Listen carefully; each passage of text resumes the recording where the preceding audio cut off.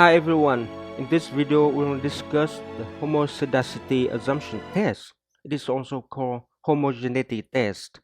This assumption is about the variance equality. That means the variables in two or more groups are not significantly different. This is a required assumption for tests like ANOVA or MANOVA. So how to test this assumption?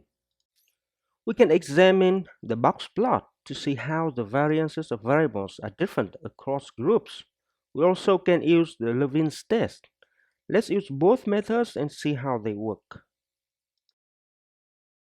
We go to Analyze, select Descriptive Statistics, and select Explore. We add ID variable to label case by. We will test this assumption with variables x6 to x18, so we move them to the dependent list. For factor list, since we are comparing variance of these variables across groups, we need to identify a categorical variable. In this data set, we have some categorical variables such as customer type, industry type, firm size, region, and distribution system. For example, we select region as the factor. It has two groups, USA and outside of USA. We need to examine the variance between these two groups. In this case, we do not need to see descriptives again, so we will skip this option. As for plots, we do not need to see the histogram, so we do not check this box. In the plots window, we see the options for Levin's test. We will check untransform to run the test with the data that we have. Click continue and click OK. In the output, we see test of homogeneity of variance. This is actually the Levin's test. If the test is significant, then we do not meet the homogeneity assumption. In other words, variance is significantly different between these two groups. So we expect non-significant test. We can see that x6 does not meet this assumption, while x7 does meet the assumption. If we examine all variables, we'll see that only x6 and x17 do not meet the homogeneity assumption. The remaining variables do meet this assumption. Let's look at the box plot of x6. It shows the box plots for two groups. We can see that the variance in group 1, USA and North America, is much smaller than the variance in group 2, outside North America. This shows the significant difference of variance between these two groups.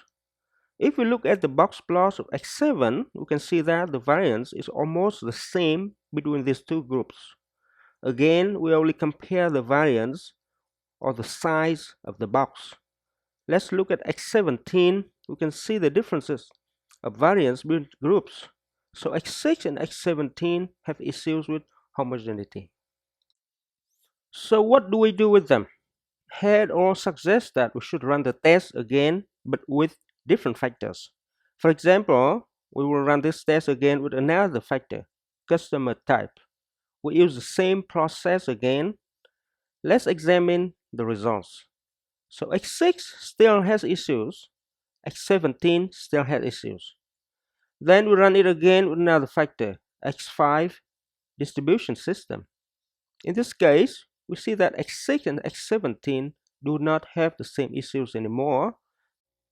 The test for both variables is non-significant.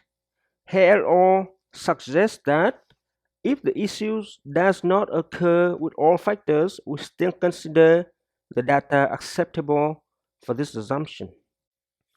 However, please note that if you run ANOVA or MANOVA, you will have a specific categorical variable with specific groups. In this case, you need to meet the assumption for this specific categorical variable. To correct the issues, we can try the transformation. Since we already transformed the variables, we will use the transform data for this test and see if it will improve the situation.